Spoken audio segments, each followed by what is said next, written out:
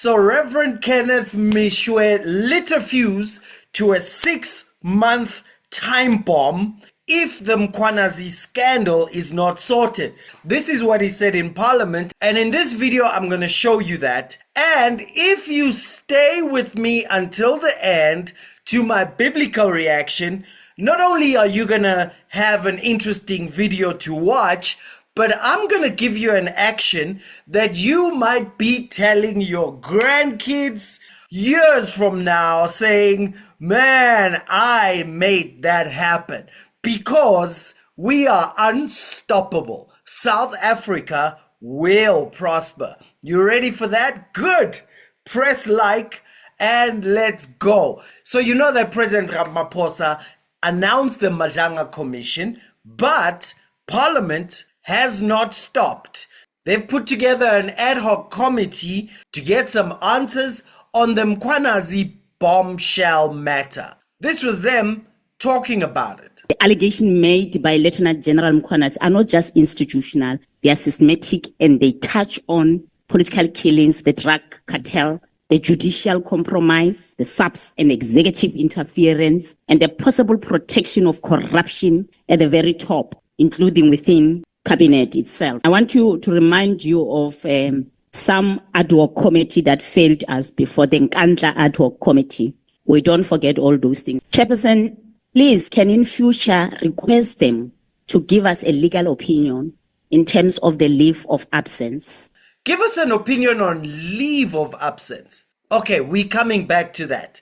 But Reverend Kenneth Meshoe sat in that committee and said, you've got 6 months to fix this Mkhwanazi bombshell scandal, or the country goes up in flames. I firstly have to confirm the support of the ACDP for an ad hoc committee, and also want to plead that that committee has to work at top speed.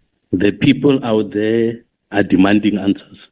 And I also would want to plead with Parliament to take the warnings about sitting on the time bomb seriously. I would be surprised if within 6 months we don't see trouble in the country. People are angry, it is a fact. And when you see crowds in the streets protesting and saying, hands off General Mkhwanazi, one cannot underestimate the fact that something could be brewing. So we do not want to find ourselves in a space where there is fire in the country and people say, but you were warned.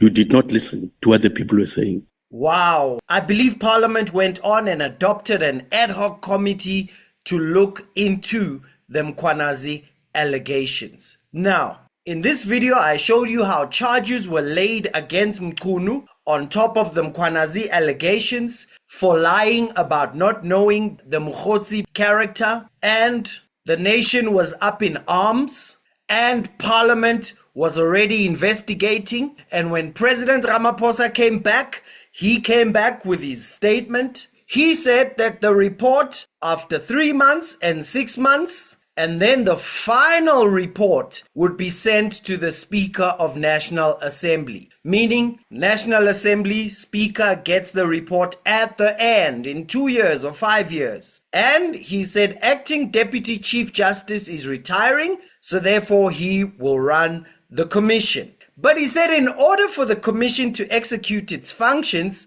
he's decided to put Minister on a leave of absence. What is a leave of absence? Leave of absence is when your boss says, man, you look terrible. Go home, come back after 2 days. And you go, no, I'm fine. I'm not that sick. And your boss says, no, get out of here. Get out of here. You look terrible. Come back on Thursday. That is a leave of absence. What's a suspension? A suspension has to be a letter that says you've done 1, 2, 3, 4, or you are accused of doing 1, 2, 3, 4. Therefore, you are suspended until 1, 2, 3, 4 is done and it's signed, and you then get the letter and it says, please leave your access card on your desk. leave the company laptop on your desk, and we have told IT to cancel your password until when you come back. So that, ladies and gentlemen, is what a leave of absence is. It can be by WhatsApp, it can be by letter, by email, doesn't matter. So I guess this matter wasn't that serious. It just deserves a leave of absence, a non-legal action that does not appear in the Constitution, in the laws that govern cabinet. It's just a leave of absence. Yet, this matter was not serious enough for a suspension or any proper legal process, yet your acting Deputy Chief Justice Madlanga of the Constitutional Court was roped in to come and discuss this matter. Why does this disrespect happen? Because Parliament was busy, right? Your voice, the voice of the people. And if you listen to the debates in Parliament, all the ANC people, almost like Parliament works for the president. No, the president answers to Parliament. So, but what was supposed to happen is I bring a big name judge, I put in my stalling commission, and then hopefully Parliament will calm down and stop what it's doing. But ANC no longer has 51%, so Parliament did the right thing. They carried on investigating because Parliament does not submit to announcements just because they are on TV and disrespectfully use Madlanga. And so in the announcement, we were told that the minister has undertaken to give his full cooperation to the commission. How about add full cooperation to the commission, to Parliament, and all other processes that are going on? Because this was supposed to jump over Parliament, disconnect Parliament from this matter, disconnect your voice from asking questions, because now your voice must wait for the final report. So, big ups to Parliament with continuing to check the bombshell scandal. Let every soul be every soul, including Ramaphosa, let every soul be subject to the governing authorities. Who governs our president? Who does our president answer to? Parliament. So let our president be subject to Parliament. I submit to you that our president prefers not to be subject, to be held accountable, to answer to Parliament. And he will get big names to shut Parliament, which is you, up. You think I'm stretching it too far? I could be. Let's check. Do you remember this boxing match? Our young people and young graduates will still be sitting without opportunities because what people need now is action. They've had 30 years of talking. DA leader John Steenhuisen is unflinching in his opposition to the national dialogue, asking amongst others what this much anticipated gathering will achieve. His party's withdrawal from the initiative has left both President Ramaphosa and one of his predecessors, Thabo Mbeki, furious, while Ramaphosa is adamant that it will continue with or without the Democratic Alliance. For a party to walk away from the people of South Africa, because this is precisely walking away from the people of South Africa and defining yourself outside what the people of South Africa are embracing. Okay, wait. So President Ramaphosa is doing the dialogue overriding cabinet. Remember, we all saw the statement of intent. It says that there must be sufficient consensus. Only when the ANC and the DA say yes, do you have sufficient consensus in cabinet. So President Ramaphosa is carrying on with the dialogue, not submitting to cabinet, which our constitution says cabinet governs together. And we don't remember Parliament voting for the national dialogue. That means the people have not said yes to the national dialogue. Now, cabinet has also not said yes to the national dialogue. Yet, this is what President says. So what I can say is that the national dialogue will continue. without the participation of the Democratic Alliance. And we will probably have a very, very successful dialogue without diversionary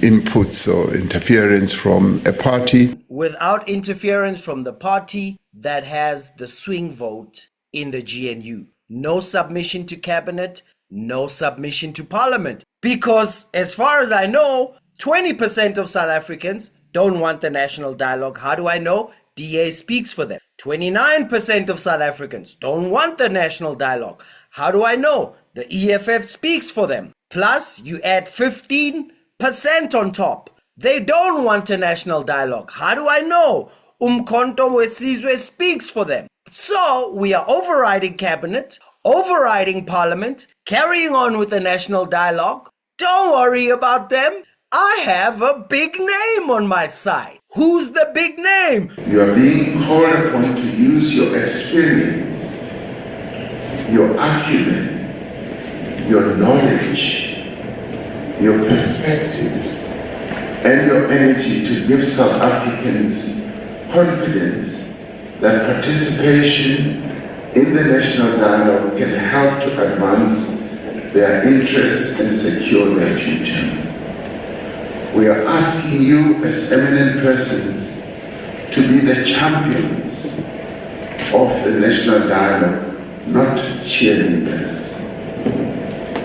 We expect that you will critically consider the progress and the conduct of the national dialogue and provide advice where correction is required. We expect that the national dialogue process will be contested, as everything in our country is contested, that it may be used to score political points or to advance particular interests. We should not be surprised if there is skepticism or disinterest from some quarters of South African society about the national dialogue. We have already been confronted by the challenge of misinformation and misrepresentation, whether on what is perceived as the high cost of the national dialogue or on who is running it. But that should not distract us from the work that we have to do, to give a platform to the millions of voices in our country so that they may be heard. I thought the platform has already been given to the millions of voices in South Africa. It's called Parliament. But no, we have now appointed someone to speak for you. I don't know her name. I hope you do, because she is going to give you a voice. We were appointed a couple of weeks ago, and we get the gist of what we're trying to achieve, but we don't want this to be a conversation for the sake of conversation. We really wanted to shift the needle in terms of the development of our democracy, and so it's only right for us to ensure that the millions of voices of young people who are not in employment, education or training, young people who are innovating, who are leading, who are ideating, who are hustling, young people who are living with disabilities, young women who are almost at every point a possible statistic in terms of gender-based violence and femicide, their voices need to be heard. Their voices need to be heard. Yeah. I thought they voted in 2024 so that Steenhuisen can speak for them, so that Gayton McKenzie can speak for them, so that Hlabisa can speak for them, so that Corne Mulder can speak for them, Reverend Kenneth Meshoe can speak for them. But no! She is going to make sure their voices are heard. They set up kings without my consent. They choose princes without my approval. With the silver and gold, they make idols for themselves to their own destruction. This is how God felt when people were setting up random kings. Well, as a citizen, you have a right to feel like this. They set up princes and princesses without my approval. Did you approve of the lady who's going to give young people a voice? I know if you voted the DA, you don't approve of her giving young people a voice. If you voted EFF, not. If you voted MK, not. And that's just the minimum. This is the national dialogue that we appointed. It's called Cabinet. We've heard from cabinet ministers that a year has passed and President Ramaphosa has been delaying to sit with cabinet and discuss the solutions of the future. Unsubmissive to cabinet. Went and announced the national dialogue without a National Dialogue Act while it's supposed to determine the future of the country. Unsubmissive to Parliament. Using our Chief Justices on a matter that's not important enough to warrant a suspension. What can you do? Well, there are three types of citizens. That video with the national dialogue eminent persons, I checked the comments underneath, not a single positive one. That's what people do. But sometimes you can do that and nothing changes. Second option that you have is to stand up like a citizen and do what you need to do. But I'm here for you, aren't I, right? If you go down to the bottom, and if enough people are watching this video, I will put up a letter for you that you can send to Parliament. It's not just a petition, but there will be a bombardment to show that there are many people who are saying, Parliament, please stop being disrespected. And thank you for doing your job even after Madlanga was used to try and stop you. Now, please do your job with the national dialogue. We don't know how it was done, why it's done, who's making decisions, who's getting the tenders, where the money's coming from. The only way we know is that we see our voices in Parliament asking those questions. Soon, we'll get to see some questions being asked to Mkhunu. Thank you, Parliament. You are asking for us. That's why we voted for you. But now on the national dialogue, we don't know what's going on. And in the process, cabinet is being disrespected. Our chief justices are getting disrespected. Our parliament is getting disrespected. My question is, are you going to sit by the sideline and you get disrespected and it continues like that? Or you can go down to the bottom, you copy that message. I've given you parliamentary emails. You send an email. Let's have 1,000 citizens who say, Parliament, you are my voice. You are the voice of the people. So please, Parliament, speak for me, please. And if we do that and Parliament listens, which I think they will, because there are many parliamentarians who may not be acting because they're just waiting for you to back them up. Because now they can come out in your name because they're under pressure. Because this manipulation says if you don't go with the national dialogue, you are divisive, you are just some quarter of the population. And so your parliamentarian is probably sitting there under that gaslighting, under that manipulation, doing nothing. But your letter, they can stand up now and with your backing and say, I'm saying this because citizens are crying. I need some answers because citizens need some answers. So it's up to you. You can carry on just being a keyboard angry warrior or a responsible citizen who does something that matters, who defends your own voice, who defends your own country, who defends your own parliament, defends your own democracy. Because this country doesn't belong to the president. This country belongs to all who live in it, black and white, and Indian and colored. So you go down, you copy that letter, and you say to them, hey, ask some questions about what's happening in my country. I need to know why I'm spending 740 million and how and through where and to do what and who said it can happen.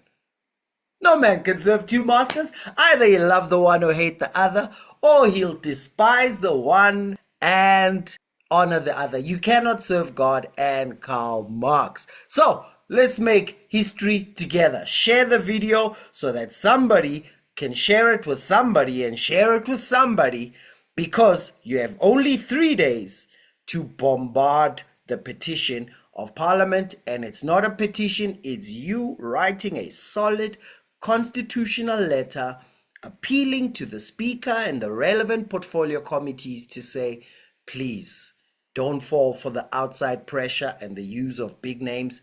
You do what you need to do, because we have separation of powers. Parliament can't fall for the president's PR stunts, and the president is allowed to do his PR stunts, but not to disrespect my voice and your voice. It's called the voice of the people. It's called Parliament. Let's make history together. Cheers.